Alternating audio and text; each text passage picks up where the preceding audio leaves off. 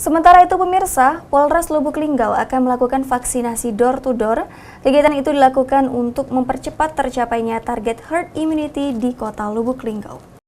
Sekarang pelaksanaan vaksinasi sudah mencapai 62%, kita akan kejar 70% untuk membentuk herd immunity Lubuk Linggau. Menurutnya, tim vaksinator akan turun ke setiap kelurahan dan melakukan vaksinasi door-to-door. Kita sudah PPKM level 1 dan kita akan kejar target untuk membentuk herd immunity. Bantuan dan kerjasama kepada seluruh masyarakat Kota Lubuk Linggau untuk sama-sama kita gelorakan untuk vaksinasi. Ayo kita vaksinasi untuk menciptakan herd immunity. Kalau untuk stok vaksinnya sendiri? Stok vaksin kita terus disuplai ya dari Dinas Kesehatan Provinsi, ya, bahkan sekarang dari pusat langsung mengirim ke Dinas Kesehatan kita di Lubuk Linggau.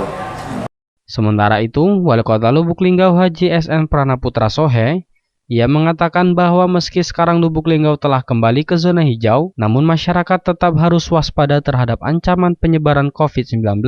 Jangan sampai kita terlena sehingga membuat kasus COVID-19 baru kembali lagi. Untuk itu, masyarakat harus tetap menggunakan masker dan tidak boleh berkerumun. Boleh ada kegiatan ramai, tapi jangan sampai membuat kerumunan yang tidak jelas.